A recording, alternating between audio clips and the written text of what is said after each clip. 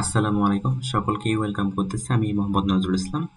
আজকের আলোচনার টপিক হচ্ছে ঢাকা বিশ্ববিদ্যালয়ের কোশ্চেনটা অ্যানালাইসিস করে দেখব কোন টপিকগুলো বেশি গুরুত্বপূর্ণ, এবং শেষে আমরা সাজেশন দেখব যে কোন টপিকগুলো আমার ঢাকা বিশ্ববিদ্যালয় এবং বাকি বিশ্ববিদ্যালয়ের জন্য পড়তে হবে। এইভাবে আসলে আমরা বুঝতে পারবো যে কোন টপিকগুলো ইংরেজিতে বেশি গুরুত্বপূর্ণ, কোনগুলো কোন বিশ্ববিদ্যালয়ের জন্য স্পেসিফিকভাবে গুরুত্বপূর্ণ। কারণ সব টপিক তো একটা বিশ্ববিদ্যালয়ে আসে না।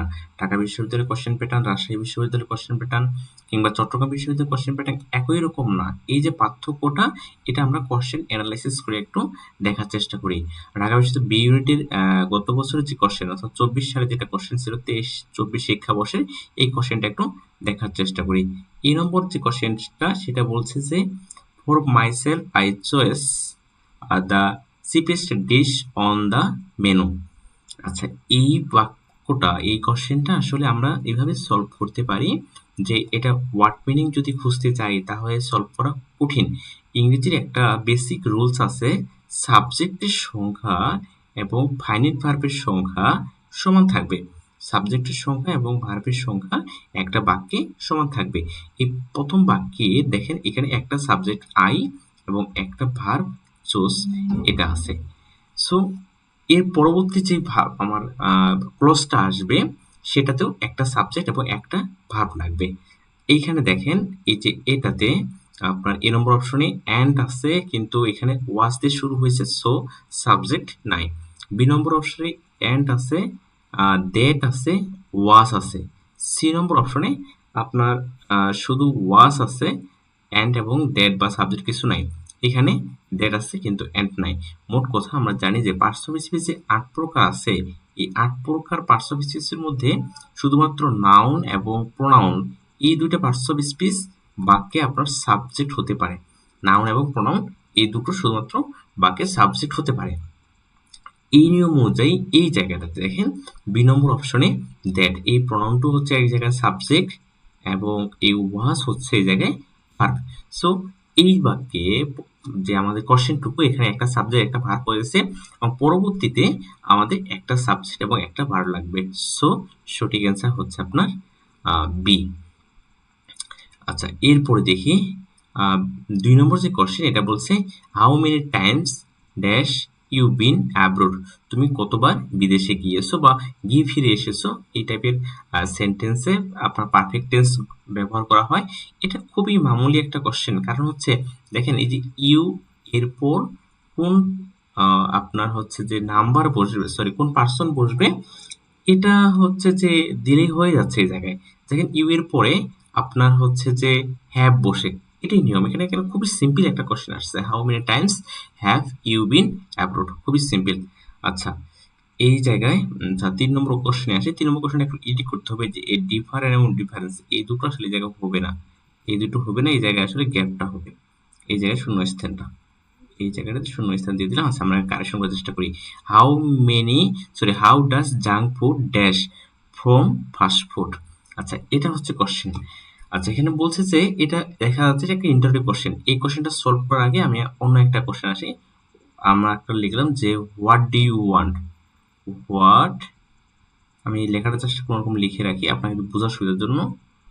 Do you, what do you want, what do you want, এরকম একটা আমরা হচ্ছে যে বাক্য লিখলাম হচ্ছে, এবং ইন্টারোগেটিভ সেন্টেন্সে একটা বাক্য লিখলাম। এখন দেখেন এই জায়গায় আপনার প্রথমে ডাব্লিউএস কোশ্চেন থাকতেছে, তারপর হচ্ছে সাহায্যকারী ভার্ব থাকতেছে, তারপর হচ্ছে সাবজেক্ট এবং শেষে হচ্ছে আপনার মেইন ভার্ব। এই বাক্যটাতে এই দেখেন হাউ, এটা হচ্ছে আপনার ডাব্লিউএস কোশ্চেন, তারপর হচ্ছে ডাজ হচ্ছে সাহায্যকারী ভার্ব, জাঙ্ক ফুড হচ্ছে সাবজেক্ট, এই যে শূন্যস্থানটা আছে এই জায়গায় তাহলে ভার্ব বসবে, অর্থাৎ সাহায্যকারী ভার্ব, এরপর সাবজেক্ট এবং শেষে আপনার হচ্ছে ভার্ব বসবে। এই চারটা অপশনের মধ্যে কোনটা ভার্ব এটা নির্ণয় করতে পারলেই হয়ে যাচ্ছে। ডিফারেন্ট, এটা হচ্ছে আপনার অ্যাডজেক্টিভ, ডিফারেন্স এটা নাউন, ডিফার এবং হচ্ছে ডিফারেন্ট, এটা আসলে এই বাক্যের সাথে অর্থের মিল থাকে না, সো এটা হবে না। সঠিক অ্যান্সার হচ্ছে ডি। আচ্ছা, 4 নম্বর কোশ্চেনটা দেখি। 4 নম্বর কোশ্চেনটা খুবই সহজ এবং হচ্ছে শূন্যস্থান ঠিক এই জায়গায়, এই জায়গাটা শূন্যস্থান। She was select dash 400 competitors. আচ্ছা, এই জায়গায় এমন এবং বিটুইন এই দুটোর নিয়মটাই আসলে এই জায়গায় হচ্ছে মূল বিষয়। তার আগে একটা বিষয় আলোচনা করি। দেখেন, যখন সে সিলেক্টটা হয়, অন্য কারো দ্বারাই সিলেক্টটা হয়েছে, সেক্ষেত্রে পেসিভ বাক্য ব্যবহার করতে হবে। এখন পেসিভ বাক্য যখন ব্যবহার করতে হবে, তার মানে হচ্ছে আপনার সাহায্যকারী ভার্ব পর আপনার ভার্বের পাস্ট পার্টিসিপল বা ভি3 ব্যবহার করতে হবে। এটা আমাদের অন্য একটা বাক্যে কাজে লাগবে। দেখেন, ঠিক এইভাবে কিন্তু এই বাক্যটা আসছে, এটা অন্য বাক্যে কাজে লাগবে, এই জন্য এই জায়গায় আমি বলে রাখলাম। তাহলে যেহেতু দুইজনের মধ্যে বোঝাতে বিটুইন ব্যবহার করা হয়, সেক্ষেত্রে এই জায়গায় যেহেতু 400 জন বোঝাইছে, সো এমন ব্যবহার করা হবে। আচ্ছা, তারপর দেখেন 5 নম্বর যেটা, এটা এটা বহুল প্রচলিত এবং অনেকেই ভুল করে এটা ভাই, এটা বহুল প্রচলিত, অনেকেই ভুল করে। She has been principal of the school dash last 5 years. এই যে সিন্স ফর, আমাদের প্রচলিত বইগুলো দেওয়া আছে point of time, period of time. এখন আমি পরীক্ষার হলে গিয়ে ওই পয়েন্ট অফ টাইম আর পিরিয়ড অফ টাইম এটাই ভুলে যাই, যে কোনটা পয়েন্ট অফ টাইম আর কোনটা পিরিয়ড অফ টাইম, এটাই আমি আসলে ভুলে যাই। তো এইগুলো আসলে আমার ওই মুহূর্তে পরীক্ষার হলে তো আসলে ওইভাবে করা সম্ভব না। এটা দেখেন, এটা আমি কিভাবে মনে রাখি, যদি আপনার এই সময়বাচক শব্দটা প্লুরাল হয়, সময়বাচক শব্দটা যদি প্লুরাল হয় অথবা এর সামনে আর্টিকেল থাকে, সেক্ষেত্রে ব্যবহার করা হবে ফর। সেক্ষেত্রে ব্যবহার করা হবে ফর। এটা যে একটু কারেকশন করা লাগবে, যে আসলে অপশনটা নাই। এবং সঠিক অ্যান্সার হবে আপনার ফর। সঠিক অ্যান্সার হচ্ছে আপনার এটা ফর। সো এই জায়গায় যেহেতু আপনার 5 ইয়ার্স, এই 5 ইয়ার্স এই জায়গায় আসলে একটু এডিটে কারেকশন, আমাদের মূল কোশ্চেনে ফর ঠিকই ছিল। যেহেতু এই জায়গাটাতে আপনার 5 ইয়ার্স হচ্ছে প্লুরাল সময় এবং এর সামনে আর্টিকেল আছে, সেক্ষেত্রে ব্যবহার করা হবে ফর। এটা অনেকেই ভুল করেন, অনেকেই। আর অন্য সব ক্ষেত্রে 1971 সাল থেকে 5 বছর যাবৎ এই শহরে আছি, তারপর হচ্ছে এরকম মর্নিং, ইভিনিং, এরকম যত শব্দ আছে সব ক্ষেত্রে আপনার সিন্স ব্যবহার করতে হবে। আচ্ছা, এরপর দেখি নিচের কোনটি অ্যাডভার্ব। এটা খুব সহজ কোশ্চেন, এরকম কোশ্চেন সাধারণত ঢাকা বিশ্ববিদ্যালয়ে আসে না, কিন্তু এবার আসছে। যখন নাউনের সাথে এলওয়াই যুক্ত হয়, নাউনের সাথে যখন এলওয়াই যুক্ত হয় সেটা হচ্ছে adjective. Noun plus L Y equal to adjective. আর যখন আপনার অ্যাডজেক্টিভের সাথে এলওয়াই যুক্ত হয়, এটা হচ্ছে অ্যাডজেক্টিভ। আর যখন অ্যাডজেক্টিভের সাথে এলওয়াই যুক্ত হয়, সেক্ষেত্রে সেটা হচ্ছে অ্যাডভার্ব। দেখেন, কোন অ্যাডজেক্টিভের সাথে এলওয়াই যুক্ত আছে, সেটাই হচ্ছে অ্যাডভার্ব। এখানে হচ্ছে আপনার সঠিক অ্যান্সার হচ্ছে এ। আচ্ছা, what is the antonym of ancient? এটা মানে হচ্ছে প্রাচীন। প্রাচীন এর বিপরীত শব্দ হচ্ছে আপনার সমসাময়িক, কন্টেম্পোরারি। এটা খুবই সহজ আসছে। এবং তারপরে হচ্ছে একটা আবার ভোকাবুলারি থেকে কোশ্চেন আসছে, অ্যানিমোসিটি। এটা হচ্ছে আপনার অ্যানিমো বিপরীত, এটা হচ্ছে শত্রু ভাবাপন্ন। এই যে 2 নম্বর অপশন, এটা খুবই সহজ, এগুলো রিপিট কোশ্চেন আসছে বিসিএস থেকে। আচ্ছা, 9 নম্বর কোশ্চেনে যাই। কারেক্ট অপশন কোনটা? দেখেন, এই কোশ্চেনটাতে, এই কোশ্চেনটা ঠিক আগের কোশ্চেনটা রিপিট হয়েছে জাস্ট। আর হচ্ছে দুটো শব্দ শিখলেই এই কোশ্চেনটা পাওয়া সম্ভব। যেমন এই লাইফস্টাইল শব্দটা, এটা হচ্ছে আপনার সিম্পল প্রেজেন্ট টেন্স বোঝায়। অল টাইম লাইফস্টাইল শব্দটা সিম্পল প্রেজেন্ট টেন্স বোঝায়। আর এই এফেক্ট, এফেক্ট এবং হচ্ছে ইফেক্ট, এই দুটো শব্দ জানলেই এই কোশ্চেনটা সলভ করা সম্ভব। আচ্ছা, আগে দেখি আমি কোশ্চেনটা কিভাবে বাদ দেবো। এটা আমি জানলাম যে লাইফস্টাইল শব্দটা আপনার প্রেজেন্ট টেন্স বোঝায়। এখন ওই শব্দ অনুযায়ী সি নম্বর অপশন হওয়ার কোনো চান্স নাই, এটা বাদ। সি নম্বর বাদ, বাকি থাকতেছে এ বি ডি। এখন বি নম্বর দেখেন, হাউ দিয়ে শুরু হয়েছে কিন্তু এখানে সাহায্যকারী ভার্ব নাই, সো বি নম্বরটা বাদ। এখন হওয়ার কথা এ এবং ডি। এই জায়গায় দুই জায়গায় ডাস দিয়ে শুরু হয়েছে, ডাব্লিউএস কোশ্চেন দিয়ে শুরু হয়েছে, তারপর দুই জায়গাতেই ডাস আছে, তারপর দা ফুড। এই যে এফেক্ট আর ইফেক্ট, এই ইফেক্ট হচ্ছে, এই ইফেক্ট এটা হচ্ছে আপনার নাউন। আর এই জায়গাটাতে এটা হচ্ছে আপনার ভার্ব। একটু আগে আমি যে উদাহরণটা দিলাম, এটা উদাহরণটা দেখে আসি একটু। এই যে এটা দেখেন, হোয়াট ডু ইউ ওয়ান্ট, ডাব্লিউএস কোশ্চেন, সাহায্যকারী ভার্ব, সাবজেক্ট, এরপরে মূল ভার্ব।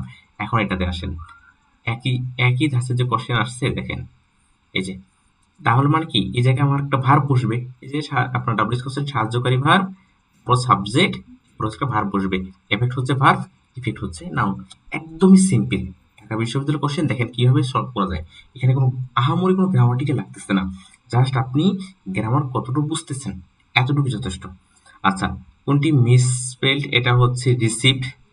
এই যে বানানটা ভুল আছে। বাকি সবকিছু এই 3টা বানান ঠিক আছে। এটা হচ্ছে স্যার মুখস্থ এই আপনার স্পেলিংটা। এজন্য এটা বেশি আলোচনা করতেছি না। এরপর বলছে কোনটি ইন্টারজেকশন। আচ্ছা, ইন্টারজেকশন কোনটি? দেখেন কত সহজ কোশ্চেন আসছে। কিন্তু তারপরও পোলাপান ভুল করবে। তার মানে এটাতে অয়েল দিয়ে যেহেতু শুরু হইছে এবং হচ্ছে যে আপনার কমা যেহেতু আছে, সো সঠিক অ্যান্সার হচ্ছে আপনার এ। আচ্ছা, 12 নম্বর বলছে কোন বাক্যটা সঠিক। আমরা সঠিক বাক্যটা একটু দেখি কোন বাক্যটা সঠিক। এইটা আপনার কোশ্চেন আসছে নাউন থেকে। কোশ্চেন আসছে এটা নাউন থেকে, কিন্তু আমরা তো নাউন তো এভাবে পড়ি না। নাউন পড়ি কাউন্টেবল, আনকাউন্টেবল পড়েই শেষ। আমরা যে বাড়তি আরো অনেকগুলো জিনিস আছে এগুলো পড়ি না আমরা। এখন দেখেন এই যে একটু এই জায়গায় আসলে মূল খেলাটা এর সাথে এর যুক্ত নাই, সো এটা ভুল, এটা ভুল। তারপর অ্যাডভাইস, এটা আনকাউন্টেবল নাউন, এর সাথে এর যুক্ত হয় না, এটাও ভুল। এই যে পোয়েট্রি আনকাউন্টেবল নাউন, এটাও ভুল। এইটাতে দেখেন, আচ্ছা এই যে এই সাহিত্যকর্ম বোঝায়, সো সাহিত্যকর্ম বোঝাতে আপনার এই যে হ্যাঁ কি হেলমেট অফ দ্য শেক্সপিয়র ও ফেমাস ওয়ার্কস, এটা হচ্ছে আপনার সঠিক অ্যান্সার।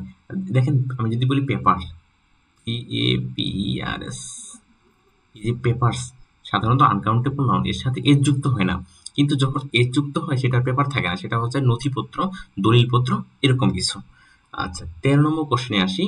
এটা হচ্ছে কারেক্ট সেন্টেন্স, এটা ভারত থেকে আসছে, অর্থাৎ পার্টিসিপল এবং জিরান্ডের যে বিষয় সেখান থেকে আসছে। Cycling as a good exercise, cycling as good exercise, cycling is a good exercise, হচ্ছে সঠিক অ্যান্সার। আচ্ছা, এরপরে বলছে identify the space A trouble beauty is prone, এটা কি বোঝায়? ইংরেজি সাহিত্যে এটাকে আসলে কি বলে?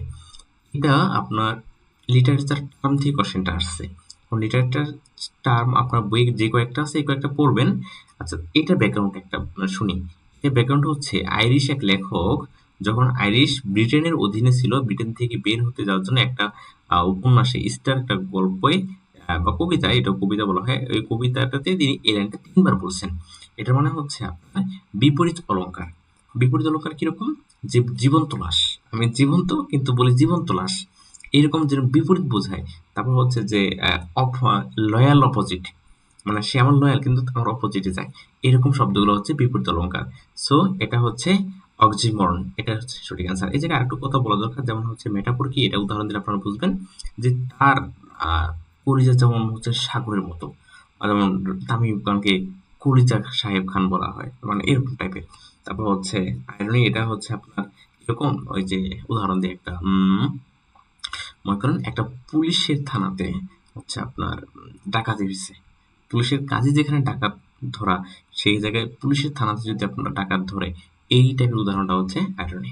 আচ্ছা, এরপরে 15 নম্বর যে কোশ্চেন, এটা হচ্ছে যে খুবই সহজ, কিন্তু এই জায়গায় একটা সাইকোলজিক্যাল ব্যাপার আছে। সাইকোলজিক্যাল ব্যাপারটা আগে বোঝেন। কোশ্চেনটা এরকম আসছে, identify the type of sentence in my opinion of Romeo Juliet by William Shakespeare is a great play.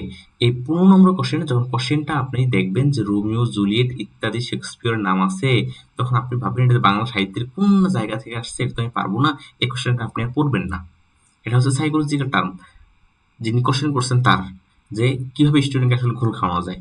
এই কোশ্চেনটা আপনি যখন এরকম কঠিন কঠিন নাম দেখবেন তখন আপনি পড়বেন না। এখানে বলছি সেন্টেন্সটা কি, দেখেন এই জায়গায় ইন্টারোগেটিভ হওয়ার সুযোগ নাই, এক্সক্লেমেটরি হওয়ার সুযোগ নাই, ইম্পারেটিভও হবে না, তাহলে কি এই জায়গায় অ্যাসার্টিভ হওয়ার কথা, ওটা হচ্ছে ডিক্লারেটিভ।